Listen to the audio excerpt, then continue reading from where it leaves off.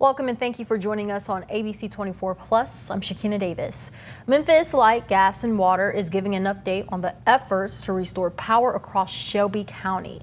Let's take a live look at the press conference that's happening right now.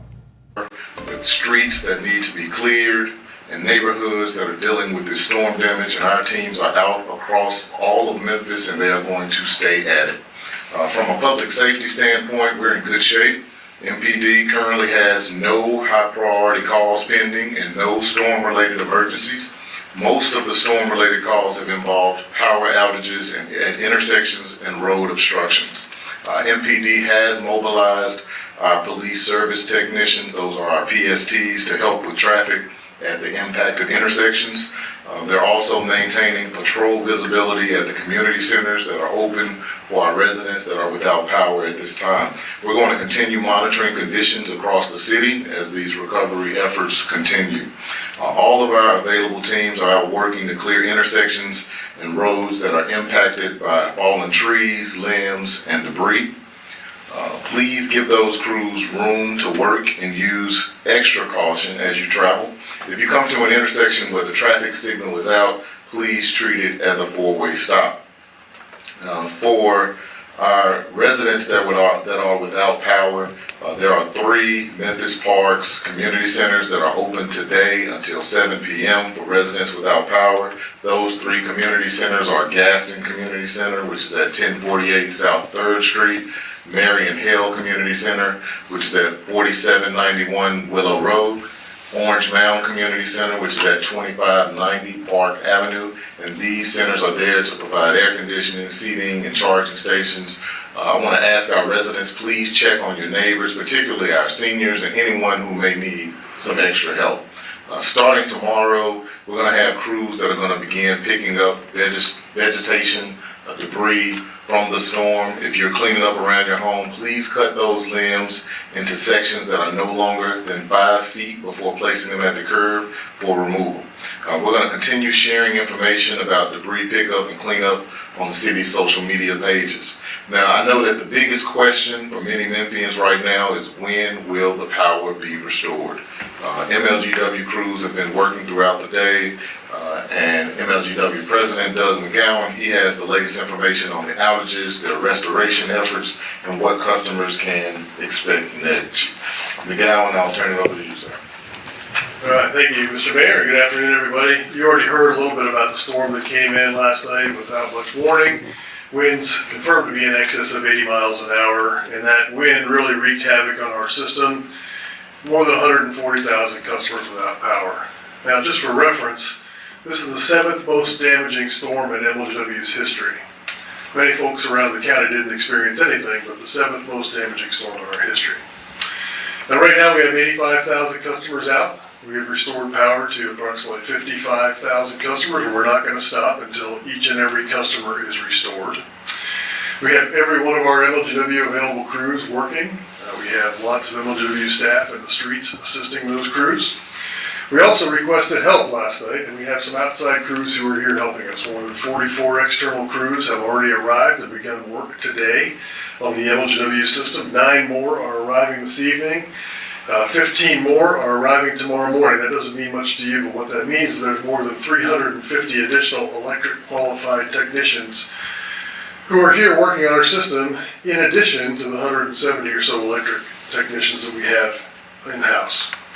We also have more than 200 tree crews who are on staff and who are working out there to clear those tree debris away.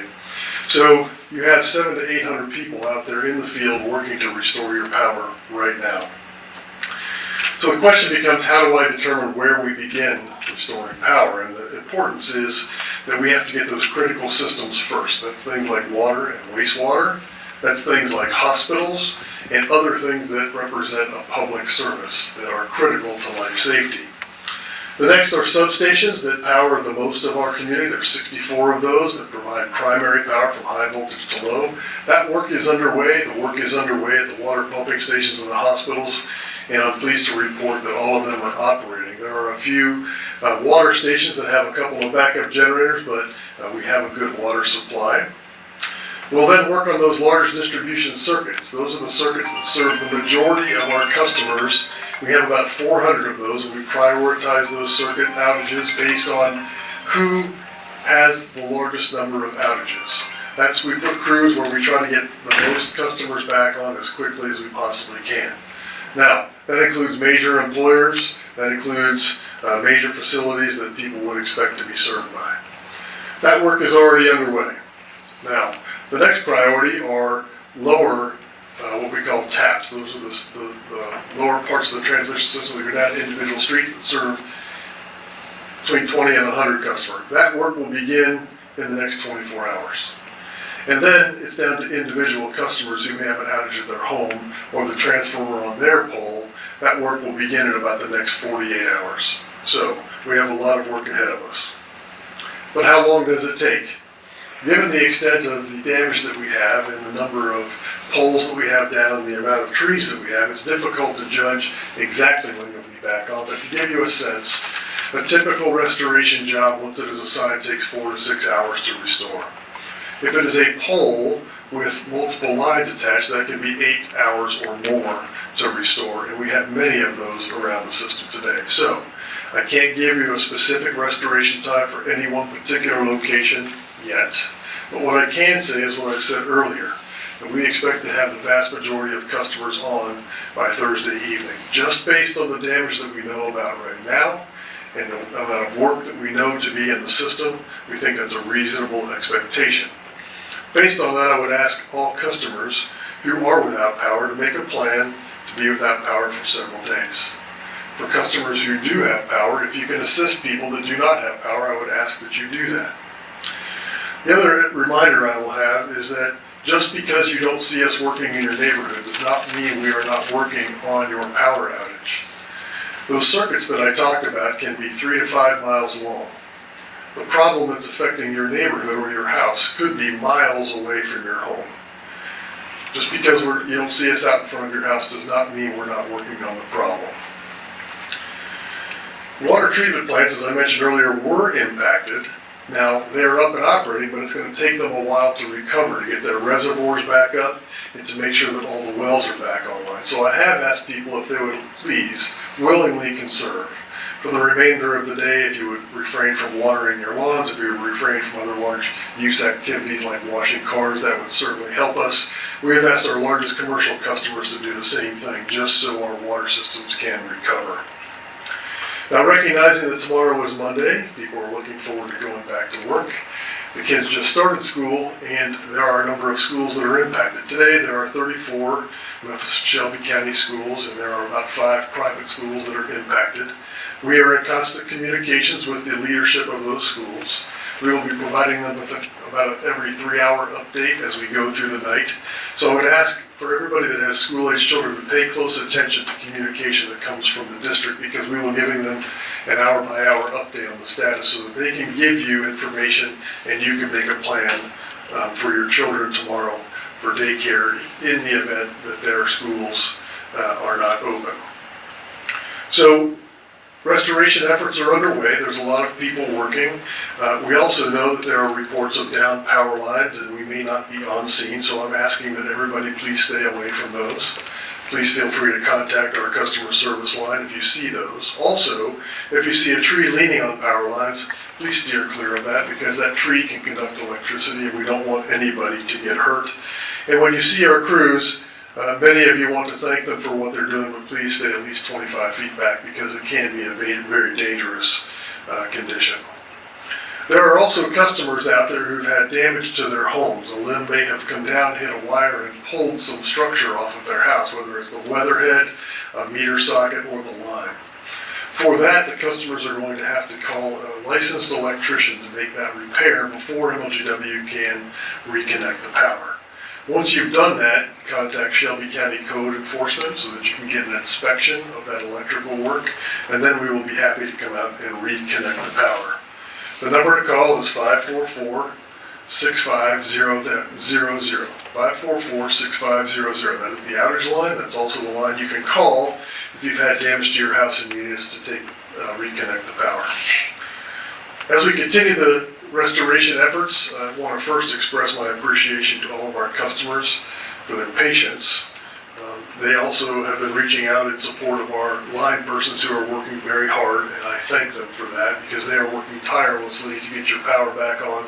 Nobody wants it back on faster than we do. I also want to thank our MLGW employees and our contracted partners for working in a safe and effective manner. We have a lot of people in the system.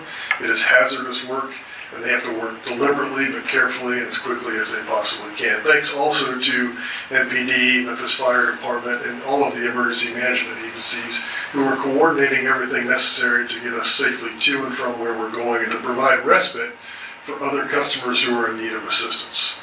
So I'll stop here and turn it over to the next presenter, and then I'll be available for questions at the end. Oh, okay. I guess I'm the only last presenter, so we're doing questions now. Doug, could you explain to people how exactly the storm impacted the system? How many of these outages, the 84,000 roughly that are still without power, are related to substations being down, distribution down to the taps, to give people some sense of the problem?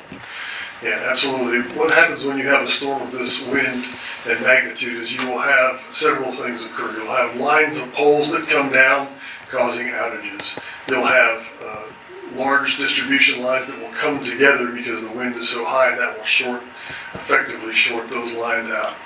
What that represents is a fault in the system, and if it's large enough, it will go all the way back to the substation. So just to describe how it works, we get power at the high voltage from TVA, it goes to our substations. Our substations break it down to power that we can distribute along the streets. To protect the system, there are circuit breakers there, and when a big over voltage or a short happens like that, there are circuit breakers at the substation that will trip off. Each substation serves between 10 and 15,000 customers. So we may look at the substation and we will find there's nothing wrong, and we will try to re-energize the breaker at the substation. But just like your home, when you turn the breaker on, it might stay on for a moment and then go back off. That means there's a problem downrange. That's when we began looking at the circuits, and our teams go out along the circuits to look for damage. And when they find that damage, they will repair it and will again try to restore power. So that's a pretty obvious approach to being out there and moving down the largest distribution areas. Once we have restored all of that, we will now look at the lateral taps that go down individual streets.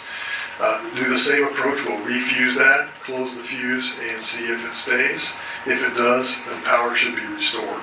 If it does not, that means another problem exists downrange. So, as you know, we are modernizing our system.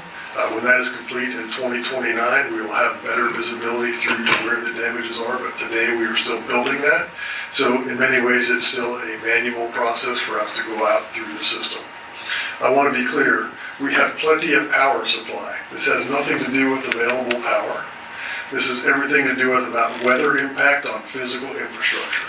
Trees falling down, poles and wires being impacted by wind speeds and coming down and causing an overvoltage or an outage in the system, which causes the system to operate in a way that prevents further damage. Our role now is to go out and repair the damage and re-energize those systems from the substation all the way to the individual household. Doug, you had mentioned that the storm was surprising.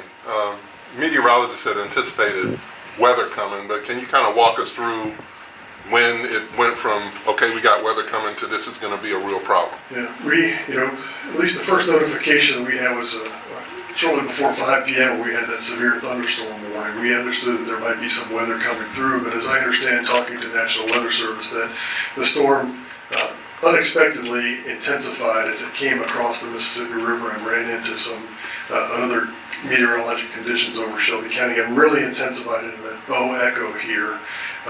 And that's one of the byproducts of where we live. We live in an area that is, affected by tornadoes and by ice storms. These are the hazards that we have, and severe thunderstorms also affect us. So this was unlike Winter Storm Fern, which we were well prepared for. We saw it coming days in advance. We had no idea that this storm of this magnitude was coming. It harkens back to Hurricane Elvis, and it harkens back to some of the storms we had in 2023 that were pop-up summer storms that has really intensified over Shelby County. I do want to say, as soon as we saw the extent of the damage, we had external help rolling in here, so we did not delay, and that's why we had help that arrived overnight and early this morning to help us. Any other questions for me? Yeah, curious what the peak outage number was and geographically where we saw Sure, it those. was just over 140,000 was the peak. Well, we had, at any one time, if you looked at our outage map, it was 130,000, but number of customers were affected were more than 140,000.